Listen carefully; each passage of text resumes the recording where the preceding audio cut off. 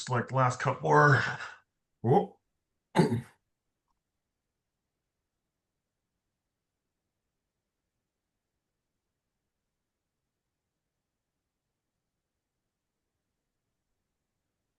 looks like that number slowed down.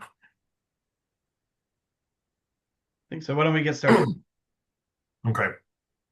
All right. Thank you everyone for joining us on this webinar about kind of a guide to club volleyball, primarily geared towards athletes and families who are new to club volleyball in British Columbia. My name is Kelvin, and I'm the technical director at Volleyball BC. And joining me on this webinar is Adrian Goodmurphy, the head of programs and pathways. I'd like to start by acknowledging that I'm joining this call from the unceded territories of the Lekwungen and Wasanich peoples, whose lands I'm grateful to live, work, and play on. I also wish to acknowledge that our head office is located on the traditional unceded territories of the Squamish, Tsleil-Waututh, and Musqueam nations. So, as we get started here, please, you're welcome to ask any questions in the chat on this webinar. Adrian will be monitoring that and he'll interject whenever necessary to kind of answer any of those questions. If there's any questions left at the end unanswered, you're welcome to ask those as well. So, if Adrian moves on to the next slide, we'll kind of talk about the agenda of the evening. We're going to start off with what is club volleyball in British Columbia, who we are as an organization. Then we're going to move on to finding out clubs in your region and what to kind of look out for when you're choosing a club. We're going to speak about how the tryout process is typically conducted on your, typical club in British Columbia. Talk about choices and questions you might want to ask before choosing your team for the club season.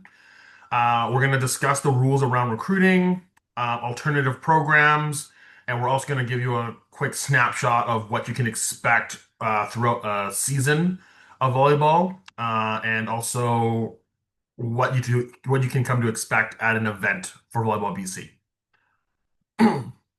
Cool. So Volleyball BC, who we are the provincial governing body for volleyball in British Columbia. We are a nonprofit and accredited by Via Sport, the provincial sport body for all sports.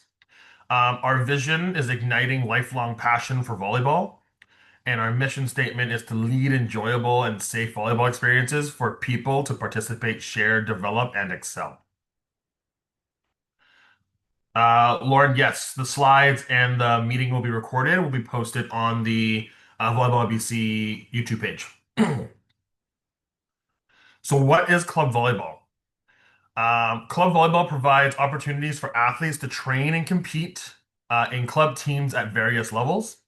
Club volleyball is available for both boys and girls from 12U to 18U.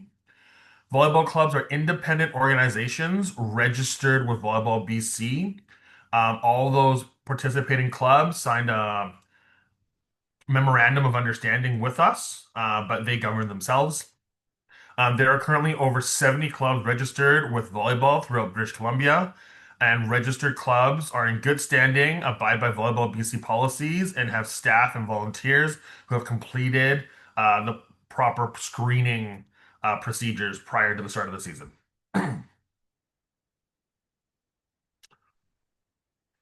So this is a picture, a graphic of the 2026 Guide to Club Volleyball. You can find this on our website under the Club Volleyball tab for any additional information that may not be discussed in this webinar. It should be front and center, and you can look through that. If you have any questions outside of this meeting or the guide, you're welcome to email your regional manager responsible for club volleyball in your region in the province, and they can definitely help provide more access and more answers.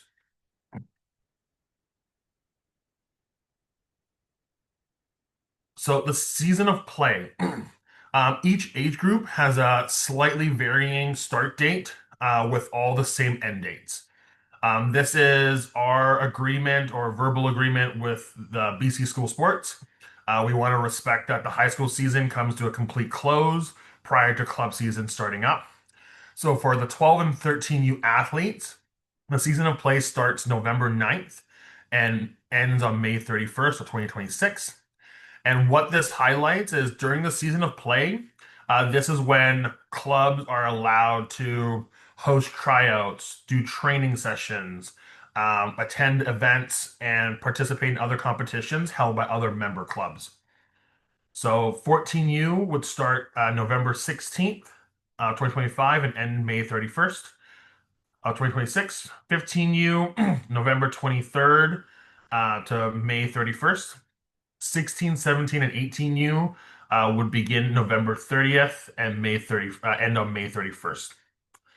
The age categories specified for each age group: athletes born September 1st to December 31st of the previous year are permitted to play down one age category.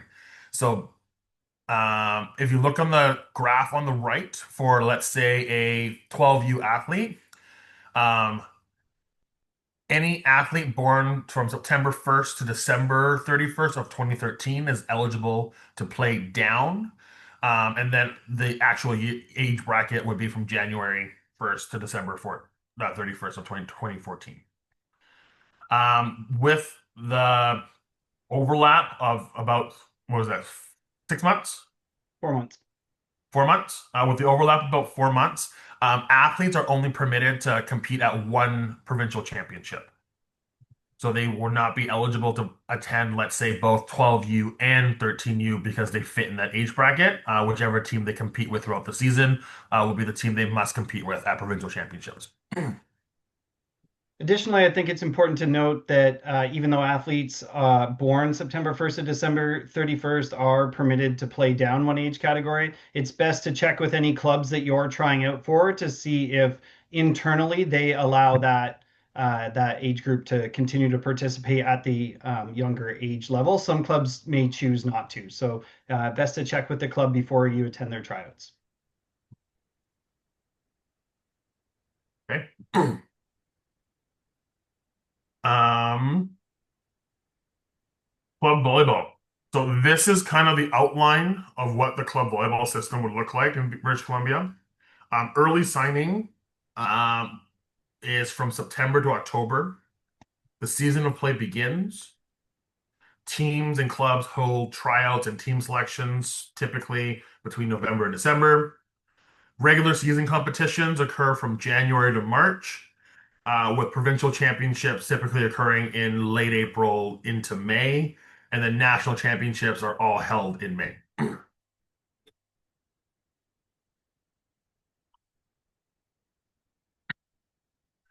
Volleyball events and competitions. In BC, we typically separate them into kind of two streams. There are Volleyball BC held events, which include some single day events early in the season we refer to as play days or 1 day tournaments. We also have multi-day tournaments hosted for every age category, depending on the age group. That we refer to either as a super series or a super volley. And then Volleyball BC is also responsible for delivering provincial championships for every age category in April and May. Non-volleyball BC events will include club play days. So this is club hosted play days, and Volleyball Canada National Championships. There are also out of province competitions hosted by other clubs in other associations. Those are typically club driven and they choose which tournaments they attend to.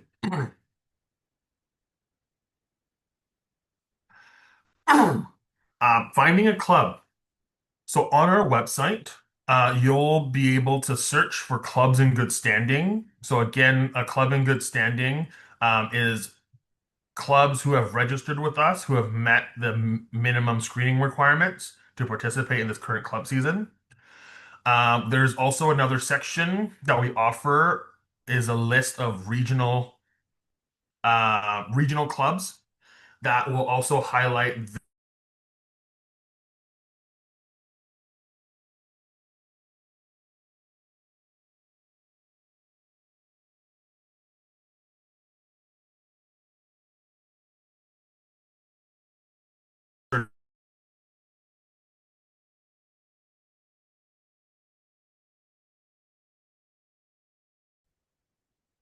I'm good.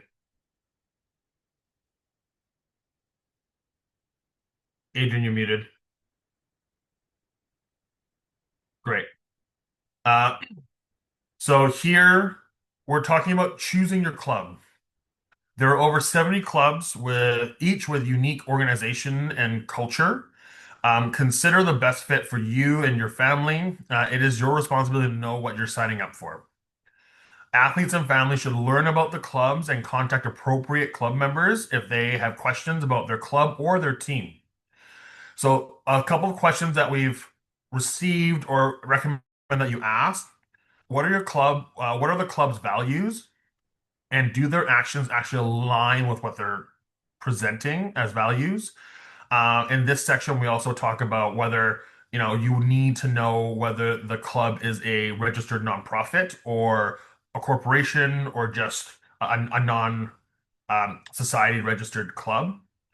That comes with a slew of other requirements that they have to meet in order to register for that. You also want to consider how long that club's been established. How is that club structured? Do they have a board of directors? Do they have policies and procedures posted? This one should be clearer. Volleyball BC is now required registering clubs to provide us with copies of their policies and procedures. Um, those all should be posted with those clubs now if they're in good standing. What level is parent involvement with the club? There's a lot of clubs who are volunteer oriented and need assistance from their teams and have parents as managers helping with their coaches and planning and supporting trips. So it's good to know what the club is expecting from the families on the team, or whether they have club administrators who take care of all of that. And typically that would mean the club fees are a little bit higher. And again, are they a registered nonprofit with BC Society? And volleyball is a pretty small community. We also recommend that, what was the athlete experience? If you have a friend who's participating in the club or a family member, um, do they have do they have athletes who often return to the club? Do athletes tend to leave at a certain time or a certain age? And do they have alumni engagement? So those are a lot of questions that we recommend you ask your clubs if you're unsure of the programming you're getting. It's just a good indicator of what you're getting yourself into for a 4 to 6 month season from January to May. I did just want to add as well, it's definitely within your rights to ask all of these questions when you're joining a club, and I think it makes sense for you to do that without feeling bad about it in any way. It's not that you're questioning the club's integrity, but you need to be comfortable with the organization that you're joining. While the clubs do operate under Volleyball BC, they are all private entities, and they do operate with their own rules within their own club around how they set their fees and how they arrange their teams and what their club goals are. And so these are all questions that I would recommend you ask every single club if you haven't been in the club system before. Once you've been in it, you get to know who the clubs are and you get to talk to other parents and you can get a feeling for what different clubs are all about. But if it's your first time around, you should definitely ask the club these questions. Awesome. Safety considerations. We strive to ensure all participants receive safe and positive volleyball experiences within British Columbia. Abuse, maltreatment, and unsafe practices have no place in our volleyball community. Volleyball BC is dedicated to creating a safe and welcoming sport environment. All clubs and participants in club volleyball must uphold and fulfill these requirements. Members must uphold the code of conduct and ethics. Ensure an athlete is never alone with a person of authority. Understand appropriate behavior in volleyball. Ensure club leaders are screened and approved members of Volleyball BC, and report any abuse and maltreatment to the Abuse Free Sport Program. So when you register, if you are selected to a team and you do register with Volleyball BC, everybody that is selected to a team needs to register as a member with Volleyball BC. Um, you will be required to read through and accept our code of conduct and ethics, and we have a number of policies around behavior And in addition, we do ensure that all club personnel have appropriate screening and understand what it means to be a person in authority and what their responsibilities are as a person in authority. So we try and ensure all of these safety measures are in place. But as a participant, as a member, you will also have to read through these and accept these once you're selected to a team. For more information on that, there is a dedicated web page on our website that you can go and find all of our policies around safe sport. Attending club tryouts. Clubs typically run open tryouts during specific times indicated by Volleyball BC. These are the current tryout windows. 12 to 13U is November 9th to November 16th. 14U is November 16th to the 23rd. 15U is November 23rd to November 30th. 16, 17, and 18U are from November 30th to December 7th. Clubs usually charge fees to attend tryouts. These fees are not considered athlete club fees. Registration for tryouts are done through the club and not through Volleyball BC specifically. This is important to highlight because once an athlete is selected and pays any portion of a club fee, they are now signed on to that club for the remainder of that season. So these fees are outside of that scope, and you're welcome to try out for as many or as few teams as you choose. I'd also just add for those that are looking at attending tryouts, typically clubs will charge a smaller fee if you register in advance. So, I think typical tryout fees are around $30 to $40. But if you don't register online and you just show up and register on site, they'll usually increase the price by, $10 or $15. So just be aware of that when you're looking at clubs to try out for. Sorry, can we just pause there, Um, Kelvin, for a second? There's a couple of questions that I just want to get through here yeah, that kind of I talk see about them. tryouts. So there was a question about why do clubs allow players to play down? The age category rules were created to allow for late development in athletes that were born later in the year. Lots of studies have shown that athletes born in January of a calendar year usually have more success in sports than athletes that were born at the end of the year, primarily because they're almost an entire year older. They tend to be bigger and stronger and faster. That's not always the case, but that's in general, that is what happens. And so they tend to get selected for higher level teams and get more coaching along the way. And so this 16-month age category allows those late birthday athletes that might be a little later in developing to have access to similar opportunities. There was a question around what happens if an athlete gets called back from one of the clubs, but their school team is still competing or playing in school provincials. That typically shouldn't happen. Our season of play should align with BC school sports. I believe that our 18 or group, sorry, 14U, which is equivalent to grade 8, might happen before the season of play ends. The grade 8 provincial championship is relatively new and it doesn't really fit within our tryout windows. So that one has mostly been excluded. All of the other ones should match up unless you have an athlete that's playing up on a team. If they're a 15U athlete and they're playing up on a senior team, then um, they may also be excluded from that because they would not be playing in their traditional age group. I would always suggest that you just talk to your club that you're trying out for and let them know what the situation is in advance. In general, a general good rule to follow is always communicate with your club. Don't assume they know. Don't assume that they're going to accommodate what you need. Have those conversations with the clubs. Um, there was the comment about if your athlete has any type of medical condition in any way, you should communicate with that with the club once you register for tryouts to let them know that there may be something that the club needs to be aware of. Um, there's a question, is there a reason most clubs decide to do their tryouts on the same day? That is just a product of the facility rental system that we live in. Most clubs are unable to access facilities through the week, which we used to be able to, but now we don't necessarily have that access anymore. So they tend to happen on the weekends. And so there's only so many hours available and when coaches are available and when gyms are available. And so sometimes those tryouts stack up. While we do encourage athletes to attend as many as possible, it's not a guarantee that you're going to be able to attend with every single club that you want to. So my suggestion is always to rank the clubs that you would like to play for and attend in that specific order. If you can't make a tryout date for a club due to ultimate or alternate sport tournament, is there any obligation for the club to offer alternative tryout dates? There is no alternative. Again, talk to the club and let them know, and then they'll tell you what the options are with that specific club. So some clubs will allow you to attend a second tryout if you didn't attend the first. So, some may not. It's all club dependent, and they get to make their own decisions on how they host tryouts. Is the signing date on your website for each age group a recommendation? We'll talk about signing dates in a little bit.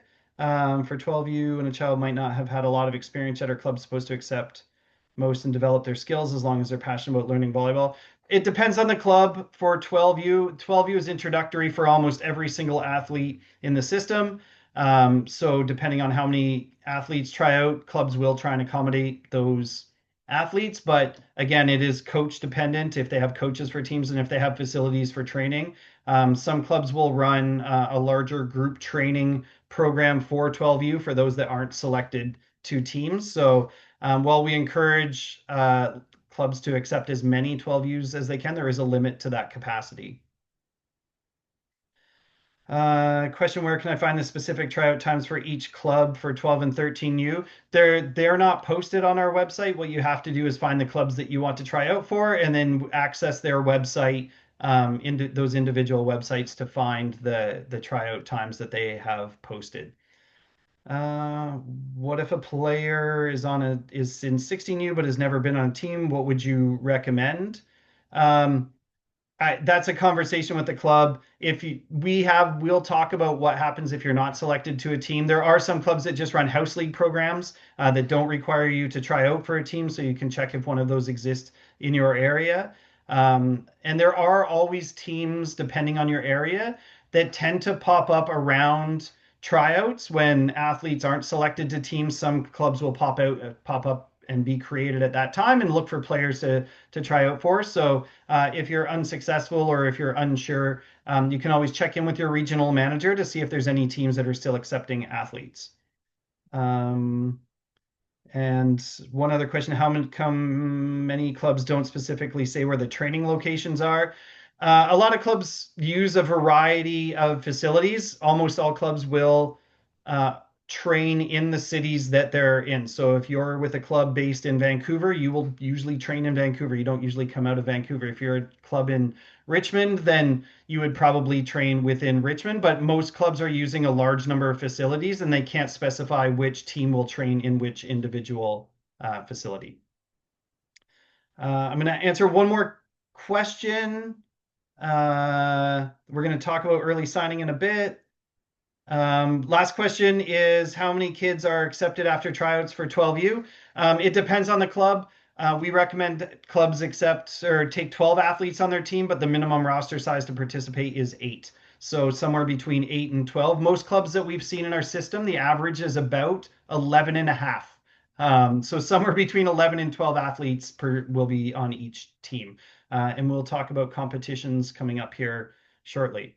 Did I get everything? Hold on, that was a lot. Um, Yep. okay, perfect. We're gonna move on to the early signing section here, Kelvin. Okay. So early signing is to promote loyalty between athlete and clubs. Returning athletes are permitted to re-sign with their previous club's previous year's indoor club during the early signing period.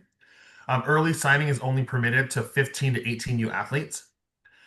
Considerations you might want to have um, when early signing with your club is all offers must use our Volleyball BC early signing offer letter. Early signing offers cannot be rescinded, so they cannot be taken back by the club. Offers expires at the Volleyball BC deadline of 6 p.m. PST on October 15th, 2025. So this is already occurred. This is more of an informational slide for you guys moving forward in the next season. Once signed, the athlete is not permitted to attend any other club's tryouts. Early signing restrictions: a maximum of 12 athletes may be early signed to a team. Early signed athletes must appear on every single source sheet, which they are available to compete. There was a question earlier about how many kids. It says that we can sign 12, and that is correct. The club is permitted to sign all 12 athletes and complete a roster. And all 12 of those athletes must be on every single roster that they are available for. So that is also a good consideration going into club tryouts to figure out, how many spots are available on a particular team. If you're trying out for an age category that's 15 to 18U, if they've signed, let's say 8 athletes, then we're really only trying out for 2 spots. For most clubs, um, not every club is required to use this, and I would say most clubs actually don't use the early signing.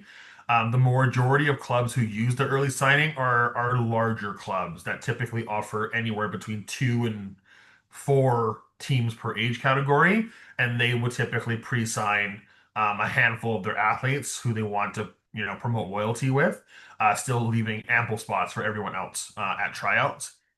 Uh, Yeah, the athletes and families have the right to select any club without pressure from club representatives. So if they were to provide you with an early signing letter, they cannot pressure you into signing it. They shouldn't be there waiting for you to read and accept it. Um, and in addition to that, although every athlete that's early signed must be on a score sheet throughout the entire duration of the season, early signing does not guarantee playtime with that team. So if Adrian gets pre-signed to his club, he is guaranteed to be on every single roster with an opportunity to go in, but the coach may not choose to put him in at any point. That is no requirement of early signing. Yeah, I would just say, just to reiterate, not every club uses this option. It is just one of the tools that clubs have available to them to work with the athletes on their teams. It is only available for 15 to 18U athletes. So if you have a 12U, 13U, 14U athlete right now, you may not have heard of this. But if you do have a 14U athlete that moves to 15U next year, then your club may approach you at the beginning of September and say, hey, like we'd like to bring you back for the current season. Um, Typically, and in my experience, most clubs are very upfront about how many positions are available within their club for athletes after they've completed early signing. So they'll tell you what they still need on their teams. A lot of clubs use like a 50% rule. They'll fill half of their positions through early signing, and then the other half will happen through tryouts. So there's still opportunity within there to make teams. I think that's all here. Um, there's a couple of questions. We're seeing a similar question about how many athletes are accepted onto rosters. All of these are team and club dependent. Every team must have 7 on a roster to compete. Eight, Um, eight, 8, eight. right? They must have 8 on a roster to compete, so that's the minimum they have to take after tryouts. And depending on the club and the area you're in, some may elect to select even up to 15 athletes per roster. But you're only allowed to put 12 on a roster per competition, which means some athletes may not get to compete every match. Moving on to recruiting.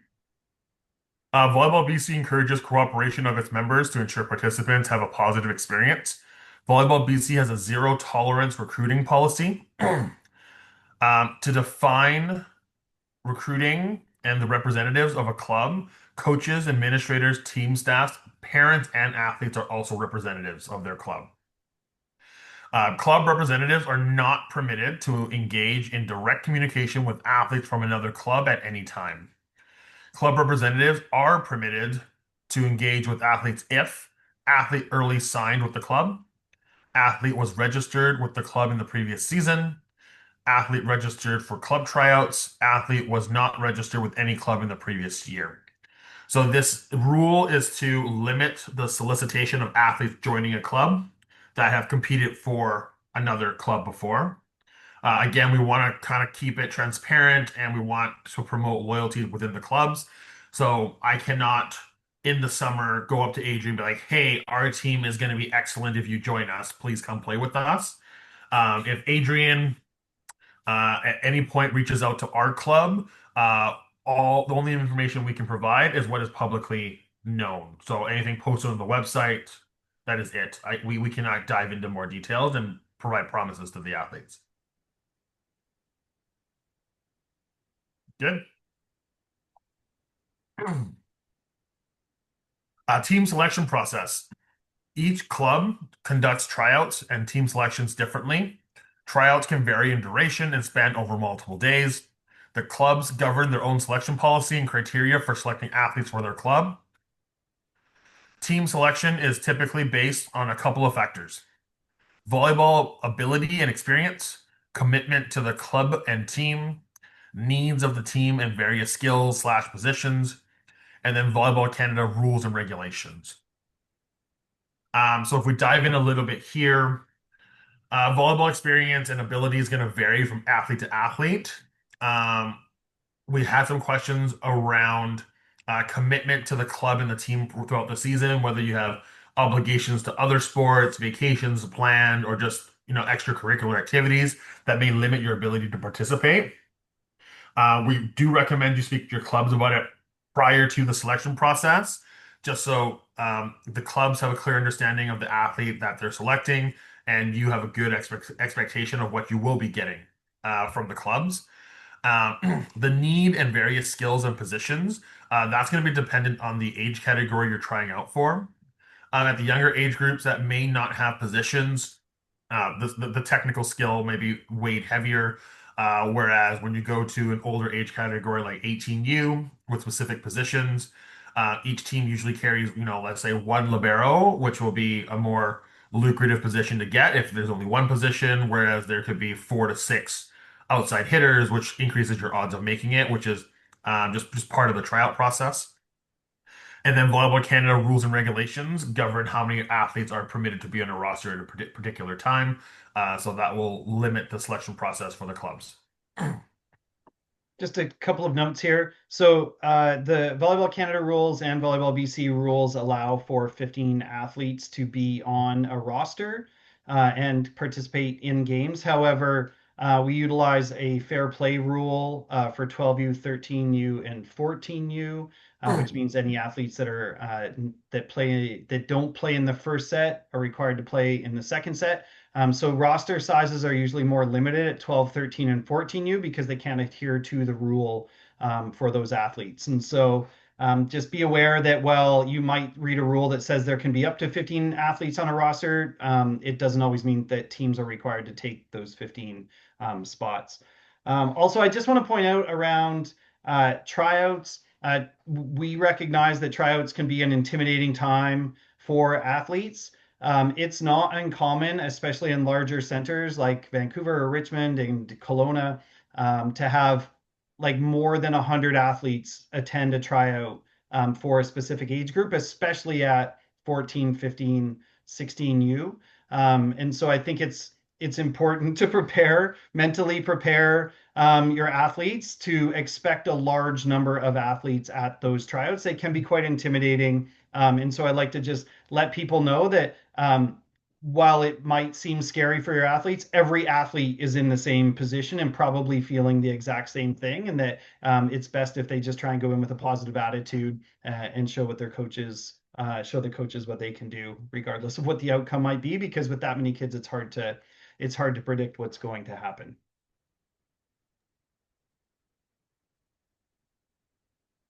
So when you're attending tryouts, clubs will typically provide an athlete with an offer. So here are some notes about receiving an offer at tryouts. All offers must use the standard Volleyball BC athlete offer letter. Athletes who accept the offer must stop attending the tryouts of other clubs and notify other clubs. Clubs cannot rescind an offer until after 6 p.m. on the offer signing date. Here are the signing dates. For 12 and 13U, an offer given is not permitted. They cannot rescind it, but it will expire on November 17th of 2025. 14U offers expire November 24th. 15U offers expire on December 1st. And 16, 17, 18U offers will expire on December 8th. And here is a snapshot of what that offer letter should look like from the clubs.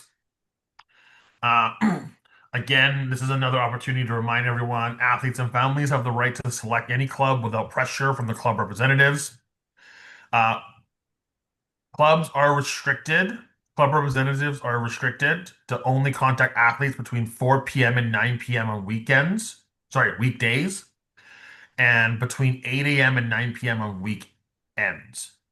This is just so clubs respect that the athletes need to be in school and focus on that. And I know it's anxious waiting for an offer or waiting for a response.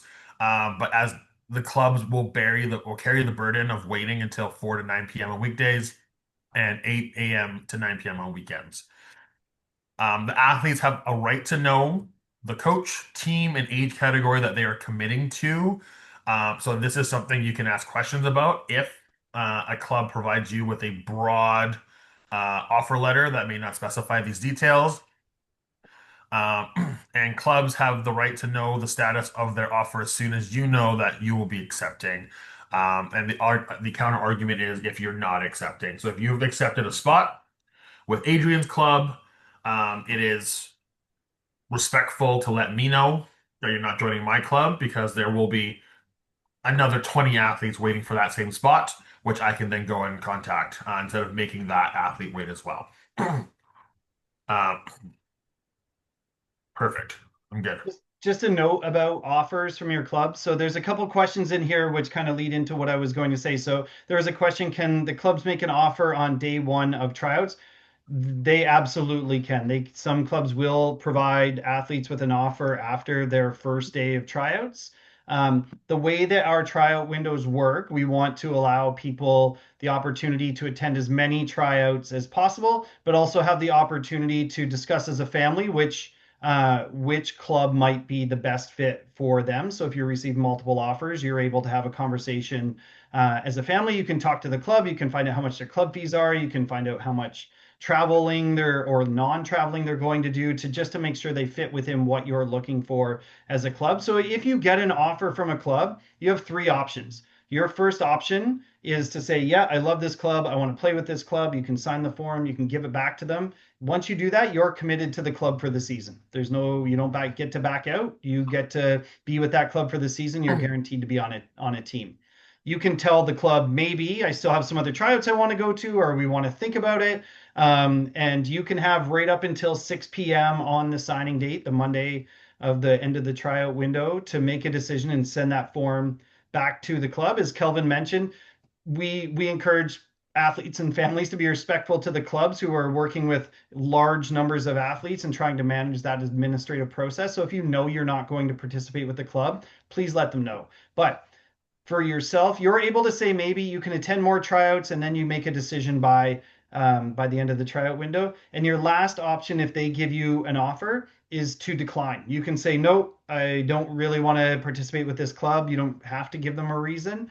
If you know you don't want to, you can decline immediately. Maybe you've already attended another tryout and you want to go to that other club and you're going to decline with the one you just tried out for. So just let them know. If you decline, then that spot can be given to another athlete. They no longer have to hold that spot for you. So if you do know you're going somewhere else, just tell the club no. They'll move on to the next athlete on their list. I think that's everything. Yep, there's a couple others. So a lot of our larger clubs provide training programs in the off seasons. Um, that does not bind you to that club at tryouts. You are still permitted to go attend other tryouts. There's really nothing that binds you to a club tryout other than early signing to that club. Sorry, there's just a couple other questions in the chat. So just to reiterate, if a club makes an offer, can they take it back? They cannot until No. 6 p.m. on the signing date. And at 6 p.m., if you have not responded to the club, they're free to pass that offer on to somebody else. There was a question if we get an offer on the signing date, I'm assuming it says November 24th. Do we get the 24th only until 6 p.m. or do we get 24 hours? And the answer is you get until 6 p.m. I will say the club, if the club is holding a tryout on the very last day of the tryout window and they really want you, they are likely to tell you that you can have some time to think about it. But that's a conversation with the club. They only have to hold the spot until 6 p.m. and then they're able to go to someone else. There's a question about athletes trying out for multiple age groups, so a 13U and a 14U that have different tryout windows. You have to have that conversation with the club around where they see you fitting best and where they think you should try out because it does create some issues where a tryout window ends for 13U, but it hasn't ended for 14U, and those clubs want to make sure that they're able to fill their teams up with athletes. So that's a conversation to have with the club. I can't say what different clubs would do if they were approached with that question. Um, there And was a there's a question question in about where here they can find the around, early signing list for where to see how many kids have been accepted to each club. That's on our website, on the club section of our website. You can find a list of early signed athletes. And and there's a there's a question question here, here, says Adrian. it keeps popping up. How can my son become a volunteer? If your son wants to volunteer for events, you can certainly just reach out to me. My email was in the invitation that went out, and we can provide you with a contact for the regional managers to have your son come out and help, or your daughter if they'd like to come and volunteer. We're always looking for help with our events. And then it's this question, are clubs only allowed to send out offers that are equivalent to the number of spots available? Am I at risk of losing the spot if I require more time to make the decision prior to the offer signing date? No, they cannot accept more people than are allowed on a score sheet. So if you could have 15 people on your roster for a game, they can't take 16 athletes. They can take 15, and you can ask them when they give you the offer how many athletes they're taking. You're not at risk. If they give you an offer, it can't go away. If you sign yes before the signing date, then you are committed to that team and they're committed to you. I think that's I think everything. that's it. Okay. Okay. Things to consider when choosing your team. Who are the coaches? What are the coaching certification levels of that staff? What are their coaching philosophies? Experience coaching at that particular level? When do the teams practice? What is the duration of each practice? The frequency of frequency of training? And what other services may that club provide to those teams in terms of mental performance, strength and conditioning, nutrition, all that good stuff? And then what is the competition schedule? How many travel events? Who plans travel and accommodations? Are you guys traveling outside of Canada to the US or to nationals? And then the biggest question most families will have will be around fees and financial obligations. What is included in the club fees? Travel accommodations, payment plans, subsidy programs. There's a lot of considerations that goes into choosing your club. And a couple of things I'd like to touch on would be the financial and obligate fan fees. A lot of clubs post their fees differently. Some clubs bundle everything from like tournament registration, athlete registration, gear and jerseys in one, and then they leave room to collect more fees for travel after the fact, which make their fees appear lower to start. And then there are other clubs that provide you with an upfront number of this is what it's going to cost with accommodations, travel, and everything included, which is neither good or bad. It's just understanding what you're getting for that money. Um, Clubs are best practice for clubs is to present this to the participant at tryout, so you have all the things included. But it's not necessarily a requirement. It is something that the families are responsible for asking questions about. There's a question in here about what's included in gear. Again, that's club dependent. I would say a very general gear package would include 1 to 2 warm-up t-shirts, uh, made and 2 jerseys, and then depending on the club, everything else is optional. Like you may not need club shorts per se if everyone just has a black pair of shorts, or a track jacket and sweatpants may not be a requirement, or a backpack may not be a requirement. Adrian? Yep. So I would say typically athletes are usually responsible for providing their own shoes, knee pads if they want to wear them. Other whatever other gear if they want to wear sliders on their arms, that's also another option. Some clubs will provide it, some clubs won't for those. They'll always provide you with jerseys. Some will provide shorts, some will tell you to go get your own shorts. That's a club decision. Some clubs will force you to pay money for like a kit package. So you'll get a backpack and a jacket and a hoodie maybe as part of your kit for that club. And then sub clubs, will make that optional, sort of an a la carte. If you've played for the club in the past, they may tell you that you don't need to purchase it again this year because you don't necessarily need another backpack or another hoodie. So that's a conversation with the club as to what is included with that and what is required. But I would say typically like the very personal items that you need are your responsibility, and the team branded items will come from the club. Um, there was a question: do the clubs provide us with this information at tryouts? They may volunteer it. They may have it on their website. My suggestion is to, if you're not sure, just always ask. There's usually when the tryouts end, they'll bring the athletes together in a big group and ask if anybody has any questions. That's the time to ask all of these questions, especially around some of the team fees, the training times and locations. What those team fees include. There, you might have questions around playing time. So if it's not fair play, like, is my athlete actually going to get on the court? Like, what is this team trying to accomplish, et cetera? And so that's a good time to ask those questions because I guarantee every other family that's in that group talking to the coaches and clubs have the exact same questions and are looking for those same answers. There's a question: do clubs have to provide their training schedule prior to offering a spot to a player?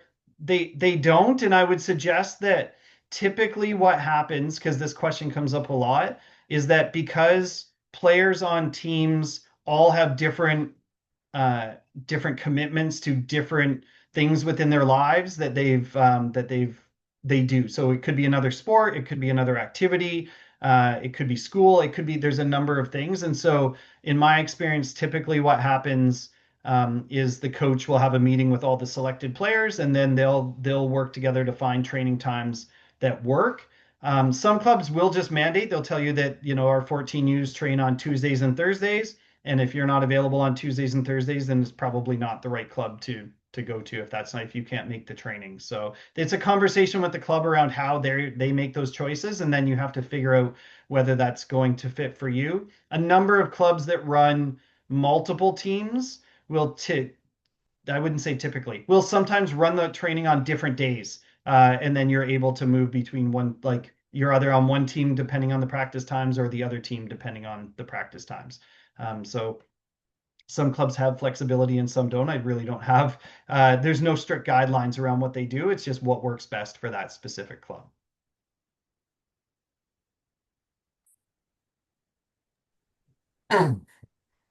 So after tryouts, like we've mentioned, volleyball is a growing sport, and there are limited spots available to play. If you're not selected, don't worry. The volleyball community has you covered. Volleyball BC offers numerous programs, camps, and clinics across the province to provide opportunities to learn, play, and compete. We offer both independent and partner programs with local municipalities and recreational centers. In addition to Volleyball BC programs, local clubs and post-secondary institutions also offer programming to support the growth of volleyball in their communities.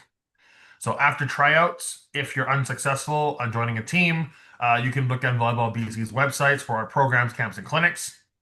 You can check in with the club that you tried out for in your local region and see if they offer any club programs or house leagues. And then lastly, you can look for any post-secondary institutions in your area that may be offering any after-school programs, camps, or clinics over breaks to kind of round out their training in the off season. I don't know if it fits in here, but there was a question about high performance programming. I'm not sure whether you're talking about club high performance programming or Volleyball BC's Team BC programming, but we do have a whole section on our website around Team BC that you can check out to see what might be available to athletes in the age categories that you're looking for. Oops, I rolled way too far. Okay, I think that's all we have here. We'll move on to this. Yeah, I'm gonna pause there. Um, all these questions around clubs not posting their training schedule. Unfortunately, we can't force the clubs to be more organized. If you're looking for more organization, that will vary and look for the club that provides the information you're looking for. That's the best recommendation we can have. And the early access to signing list. Um, I'll own this right now. I have the list completed, but I've been struggling to post it, so that link hasn't worked yet. It'll be up either hopefully tomorrow morning when I get a chance. Uh, so I'll just throw that out there right now. Uh, moving on to the next slide. What to expect during the season? So the season officially starts in January with some early season play days in late January and February. Practices, depending on the club and the goal of the team, typically happen between 2 to 3 evenings a week. Some clubs, in terms of like rental space, actually, I would say most clubs, because of rental space, will have to train on the weekends, just because they're not competing with any other programs during the week. Tournament weekends we provide typically 3 to 6 tournaments depending on the age of the team. All of our events will happen on either a Saturday or a Sunday, with the only exception being provincials, where you may land on a Thursday or sorry, a Friday, Monday situation, just so we can fit all the teams in. Parent support needed. So there's lots of team logistics here for driving, providing snacks at events, scorekeeping, providing officiating support, and then lastly, cheering for your athlete is the biggest thing. Mhm. And then communication. Team dependent. A lot of programs use any sort of team app, like there's Team Link, Team Snap. There's a whole bunch of things there. Text messages, keeping communication available for the coaches, and email updates from coaches and team managers. So just to add a couple pieces in this, again, questions to ask at tryouts when you're considering offers for teams around practices. Like some clubs will tell you that practices are mandatory and you're not allowed to miss practices. Some clubs are more okay with it depending on the situation. Again, that's a conversation with the clubs. Some clubs that run multiple teams in an age group will have different types of rules for the different teams. If you have an A team whose goal is to win a provincial title, those practice requirements may be different than a B team who may have more athletes that have a varied schedule and might not be able to attend every practice. So that's a conversation to have with those specific clubs that you're considering. As far as tournaments go, so tournaments are a combination of 1 day and 2 day tournaments, like we had said before. At the youngest ages, there was a question earlier around 13U events. For those you probably don't know if you're new to the system, last year we conducted a club competition structure review. It took us an entire year. We did tons of surveys and focus groups and interviews to determine what the club structure should look like. And we got a lot of feedback around the 12 and 13U age categories and having requirements to travel for them. And the feedback was actually that they would prefer not to travel. It's a lot of time and a lot of effort. And some regions in the province don't even have 12 or 13U teams. And so we found we were sending groups of teams over to, say, Vancouver Island, and there were no Vancouver Island teams in the tournament. And so we've rolled that back to offer single day tournaments for those age groups to keep the cost down for them, but also reduce those travel requirements for traveling outside of their regions. that if clubs do choose, you are allowed to travel outside of your region for a single day tournament. So you could go to the island or you could go to the Okanagan if you want to travel, but there aren't the same type of 2 day large scale events that we have in the past for those age categories. And just one other note around parent support. I would say almost every club in the entire province mandates that there are parent managers for every single team.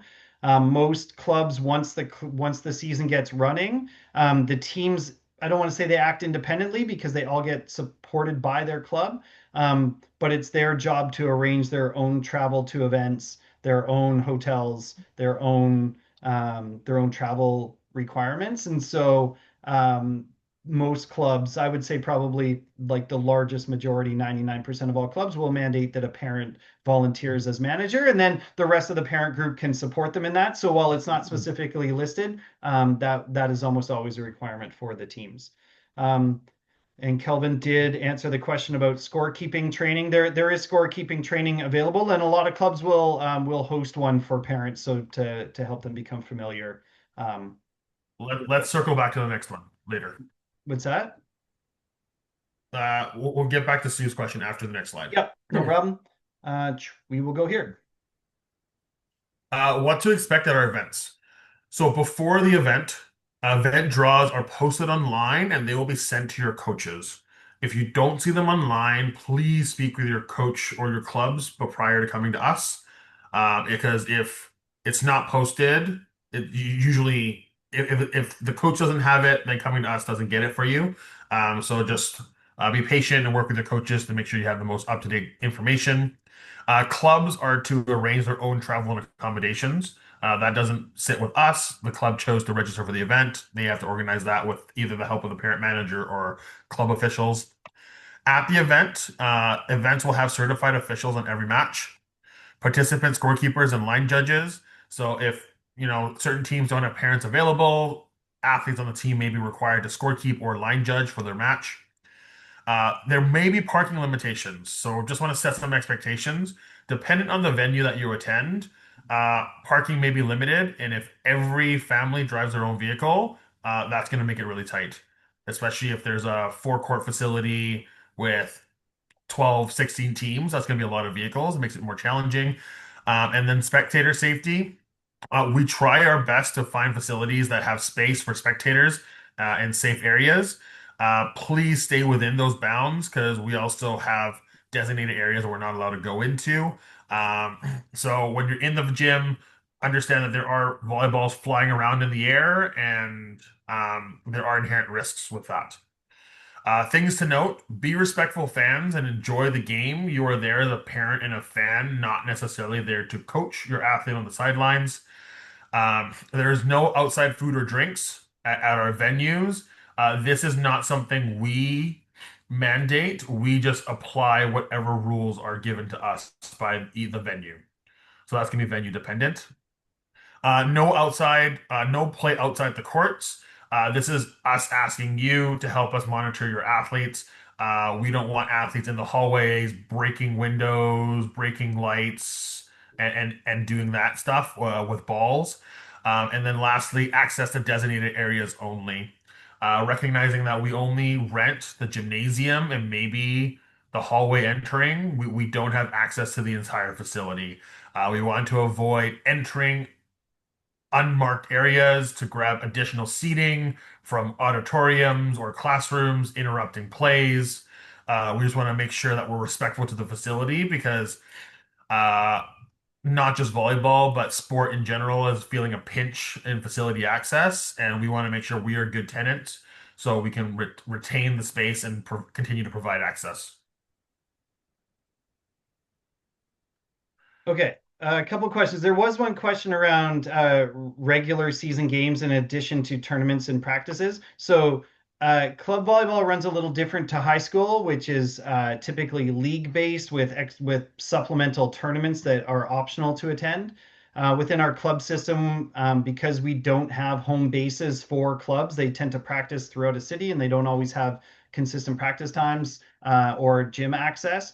We run a tournament-based model. So we'll bring teams together to a tournament where you'll play either for 1 day or 2 days, and then you'll go back home. We don't run any type of league model where you once a week will play a team from your region or from another club.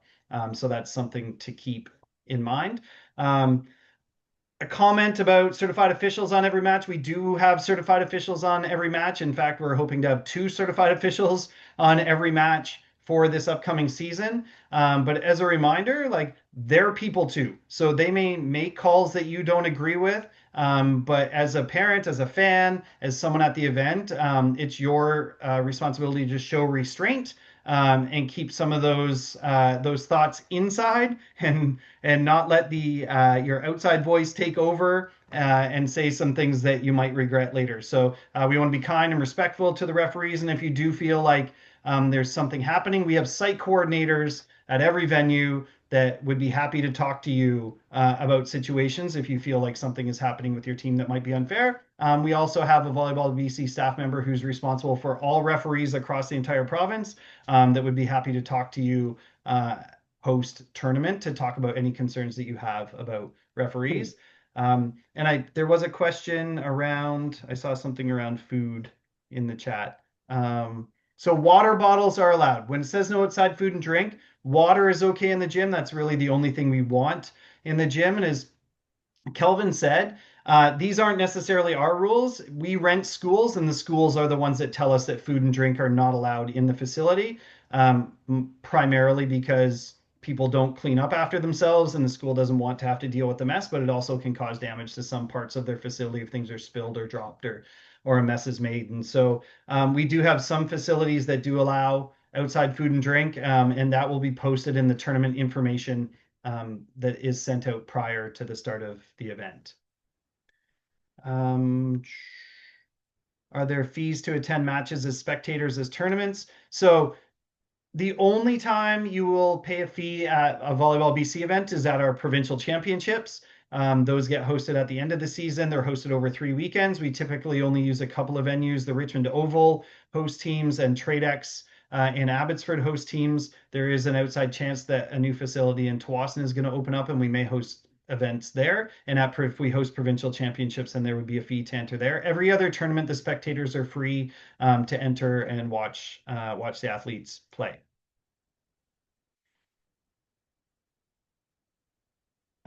We will always use temporary. So the question was temporary flooring at Tradex. Temporary flooring is just a fact of life with volleyball tournaments. It's used across in all of North America, whether it's Tradex, whether it's at national championships. The United States hosts the 1,000 team tournaments, and they all use sport court flooring. If there's an issue with the flooring, our staff will come out and try to fix it. We will fix it. So if something happens with the floor, then usually the ref will stop a match and will come and call for staff to come and fix it. And so we try to mitigate those instances before they occur. If your diabetic child brings juice and some fruit snacks, I, typically, if they're required during a game, then that would be a conversation with probably the tournament coordinator. If it's not during a game and they're sitting in a hallway outside or in a foyer somewhere and having a snack, that's also okay. What we're really trying to avoid are large food tables that get set up in a buffet style where the entire team and family is eating from that table, and it creates a traffic issue because they're usually large and it usually creates a large mess. If kids have a snack and then they put it back in their bag when they're done, that's not going to be an issue. Did I miss anything else here, Kelvin? Oh, there was a question about rankings. That was Sue's question about rankings. Yes. So rankings for 12U, 13U, and 14U. I don't want to say they don't exist. What we tend to do is teams self-designate a level, single A, double A, triple A. That's based on the coaches and clubs' experience within the volleyball system. They roughly equate to a beginner, intermediate, and advanced designation. And then when we host events, we tend to try and put those teams together so that they have like competition, and then the competition is meaningful. There's not we found there's not much sense in having the best team in the province play the worst team in the province. The score is lopsided, and nobody really benefits from playing in that match. So at 12, 13, and 14U, you'll play against like competition. 12 and 13U run a format that is like a pool play without an elimination playoff. 14U has pool play plus elimination playoff. Um, but those rankings live just for that tournament. What really provides the rankings for 12 to 14U are regional championships that happen just prior to provincial championships. So you'll play against all the teams in that age category in your region. The result from that will rank you into provincial championships, and our provincial championships are broken out by divisions, usually in 16 team blocks. So, and we'll tell everybody in the club system, whether that's a club, a coach, a parent, we post what the allocations are for each region. So you'll know that if you come fifth in the Lower Mainland, you're going to be in Division One, and if you come seventh, you'll be in Division Two, as an example. So that's 12 to 14U. 15 to 18U uses a bit of a different system. 15U, we have a ranking tournament at the beginning of the season. We call it a regional ranking tournament, where similar to regional championships, you would play against all the 15U teams in your region, and then you would get ranked into divisions from there for competition throughout the season. 16 and 18U is a different animal. It's a combination of points that were accumulated from the previous year for those athletes, as well as a qualifying tournament for some teams to get into certain divisions. And we do have age competition structures posted on our website if you'd like to read through them. Primarily for 15 to 18U. 12 to 14U is pretty loose until you get to regional championships. Was there any? Did I miss anything, Kelvin? There's just question around what if we sign to a club Mm. and they don't release the schedule, and then when it does, they're unable to attend the practices. I think my response to that would be make your decision based on information you have. So if they don't provide it to you, maybe sign to a different club that has it laid out. And then at the end of the day, if you cannot make the training that they have proposed, but you signed to the club, have a conversation with the club. I don't think any club in the province will hold you to that contract if you're unable to participate, in which case they will release you to then participate for a different club. My only concern about that one would be if it was too late, then you may not have existing offers. So again, I think the best decision is make the decision with the information you have and inquire if they don't provide it. And if they still can't provide you with an answer you like, then I think you go with the one that you have all the facts on. Probably the best solution there. Agreed. Okay. Are there any final questions before we sign off? And if you think of one after, feel free. You all have my email. Feel free to email me. On our website are all of the contacts for our regional managers across the province. So we have staff assigned to every region. There's one assigned to the island. There's one assigned to the Lower Mainland, Fraser Valley, Okanagan, North, and Kootenays. And so you can reach out to your regional manager and ask them any questions. They all have the same information that we do and would be happy to answer any questions that you have. Amazing. Well, thank you so much for joining us. I hope that we were able to shed a little bit of light on the club system and answer some of the questions that you have, and sort of, provide you with a way forward through this busy tryout season that's coming up. And best of luck to you.